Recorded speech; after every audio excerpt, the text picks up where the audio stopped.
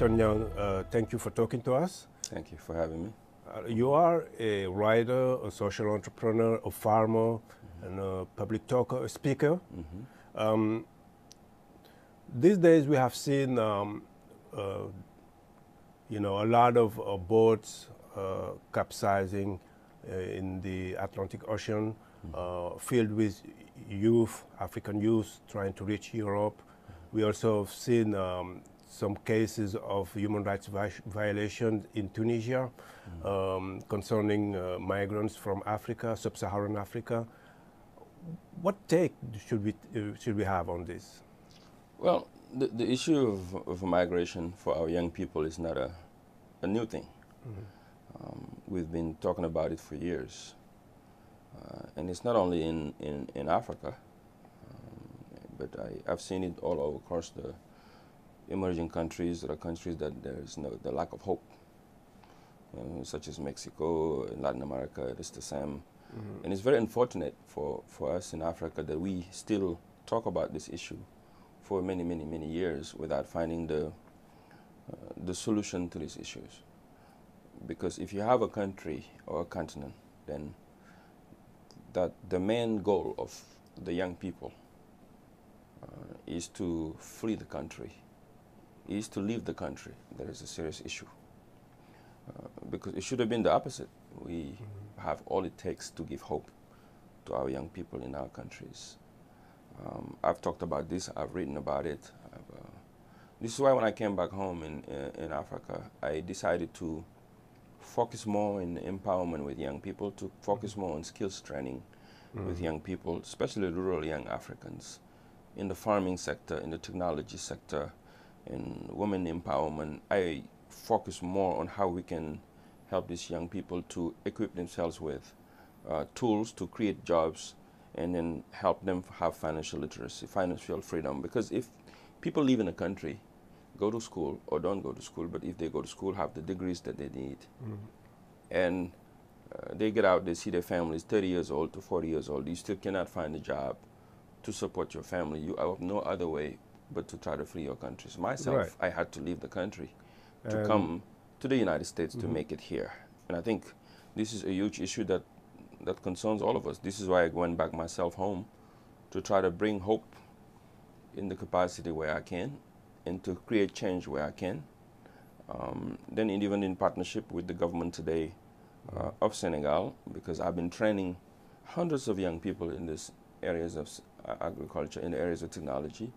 And President Macky Sall has instructed his government to help fund these young people that I'm training, who are now creating small jobs for themselves, and then also being able to live in the country with dignity. Because to me, it's beyond just going to the sea, try to come outside. They are going to look for the El Dorado they cannot find in their own countries. And we need to work on this to make it a reality for them to dream at home. Is it a governance issue, or is it just too many young people having a false hope that they can find a better life somewhere else? What is it, or is it both? Well, I think it's both. It's both.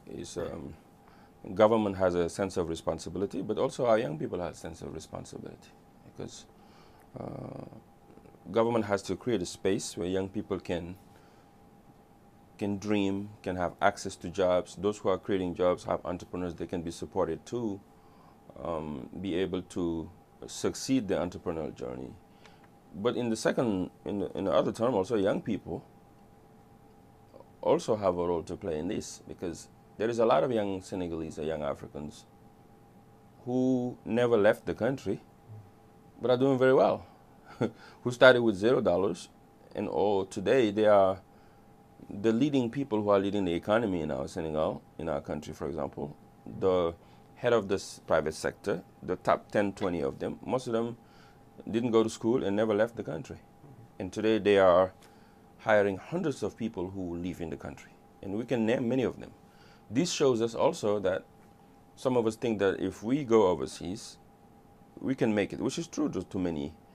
But we can also stay home to make it. Me, I decided to go overseas to make it. That's what I cannot tell people, do not go overseas, because I didn't have anybody at home to help me, so I had to take my chance. But I came back home to help as much as I can. But I cannot tell them also that you can only make it when you go overseas. In Senegal with nothing, I've seen many young people who start with anything today. They don't envy anything for people who went overseas to try to, chase a dream that today doesn't exist. Look, the future of the world is in Africa. Everybody else is traveling to come to Africa to create businesses because the growth is there. We have to take advantage of that, especially us, those who have traveled the world and been overseas. We have a responsibility also, not only to sell them the dreams that you can only make it overseas, but we have to come and create projects and empower and give skills to these young people. Work on the knowledge economy, how we can equip these young people with the tools so they can be competitive at home and overseas. Yeah. Now, Thione Niang, let's talk politics in your country of origin, Senegal. President Macky Sall, after quite a few days of tension, has spoken publicly and decided not to run for a third term. Are you surprised? What is your reaction? Did you expect it? Well, I commend President Macky Sall for that historic decision to not run for office. Even though there is a lot of people in his party who asked for it. And I commend him because he listened to the people, but then he made the right decision. The right decision will help to propel democracy in our country. That will help to ease tension in our country, and that will help also to, create a new playing field for the country and also for West Africa, beyond West Africa, to the continent. To give an example that we can create a democratic system where everyone will have a chance, and when it's your term, you can create elections, not even be a part of it. He will be the first president to be able to do that. And even beyond that, because if you look at the president's background, what he's done in the country. I live in Senegal. I see the realization of the president and his work this past 12 years. He's done phenomenal work for the country that we can touch. From the countryside, I live in countryside, I live in villages. What PUDC, one of his programs, is doing to uplift the villages and backgrounds around the country is phenomenal. So nobody can criticize him to what he was able to do for the country. But for him to say, you know what, my person is bigger. Senegal is bigger than my person. It spoke to me. It spoke the core of all of us as Senegalese and friends of Senegal around the world. We commend it. And I think that this is a lesson of democracy. He's actually talked about it, that he's not going to run. He wrote about it in his book. Even though a lot of people thought he was going to do it, he came back to reinforce to us that Senegal is bigger than my only person. And this spoke to me, so I cannot do anything but commend him. And I met with him a few days ago, and this is one of the first things I told him, that he's done something that's going to go down to history, that not only for Senegal, but for the continent and its diaspora. But he was also criticized for allowing the uncertainty go on for so long, and we are only 6-7 months before the election. On the human rights issue that some think is a big issue for him, or at least the deadly repression before his announcement, is it something that that's going to stay as a stain on his legacy? Well, listen, that I'm not a judge. I'm not a jurist. I'm not an official who can decide what is going to happen to who and who. I'm a citizen of the country, and I can appreciate what the president decided not to run. What does it mean for the country? Now, there's a lot that's been happening these past few years. We all see, and he said it himself, and the international community has said it too. There is investigation that's being made, that's being done around the country, and we wait for this official investigation that will allocate, or that will put in the responsibilities for anybody who played the responsibilities towards those things. And I think as a citizen, that's all we can do, is to observe to see what are the real repercussion of what happened and who is responsible for those things. And I hope the justice will play its part. So as a citizen, that's all I can say towards what's going on with that. Now, President Macky Sall not running in 2024, does it open up the field? Does it allow more opportunity for people like yourself? Are you planning on jumping in? Well, look, it definitely opened the door for many people. You can see right now, there's more than 30 candidates already in the country. People otherwise wouldn't have run. They're all coming out to run for office, which is good for the country. It's good, healthy democracy. Because everybody that is citizen for the country, children of the country, should have if they think they can serve the country, should have the opportunity to participate. As far as me, I'm in Washington. This is one of the reasons why I'm here doing some meetings. I've received a lot of pressure. I receive a lot of people messages and locally asking me to run democracy.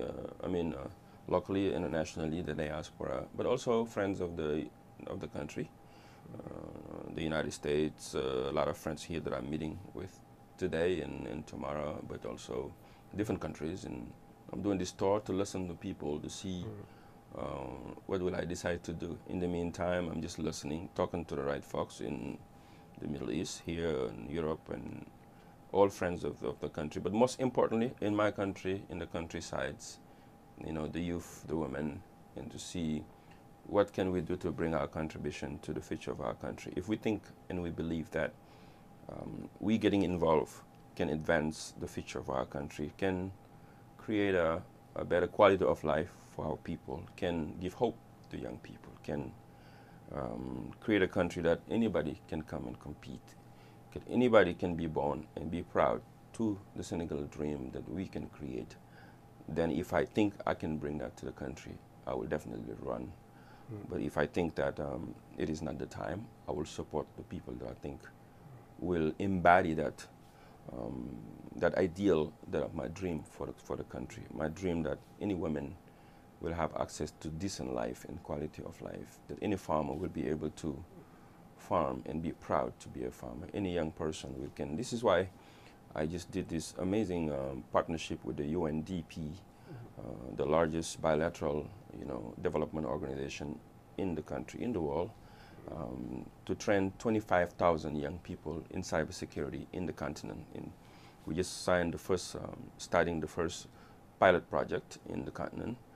24 countries involved with these young people, and it will go to 25,000 young people in cybersecurity. This will give access to these young people to work for the world. This is what India did. This is what Asia has done with the United States around the world. And we have to be able to equip these young people with what they can deliver and have dignity, have access to jobs and quality of life. So you talk a lot about agriculture. Do you think that can turn the tide for Africa, for Senegal?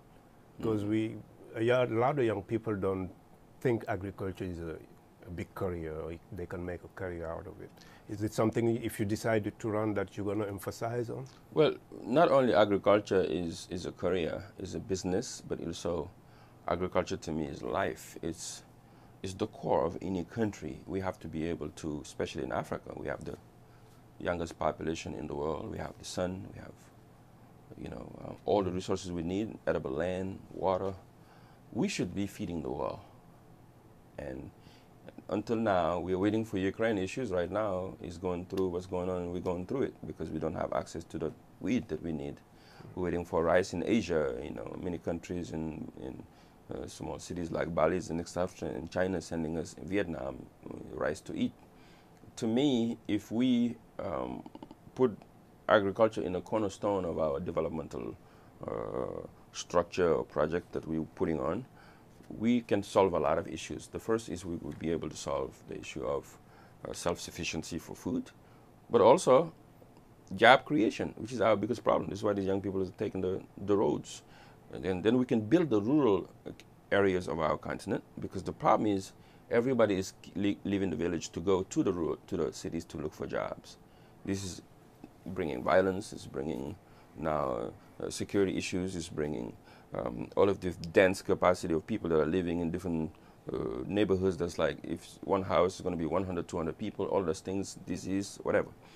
But if we're able to build the countryside through farming, like they did in the United States, in Canada, and everywhere else, in Netherlands, people will be happy to live in countrysides. Then you can bring the quality of life in people. You can build good schools in those villages. You can build, police stations. You can build fire stations. You can build now, quality of life where people can be able to be proud to be farmers. Because today, if you say in Africa you're a farmer, they allocate that with poverty.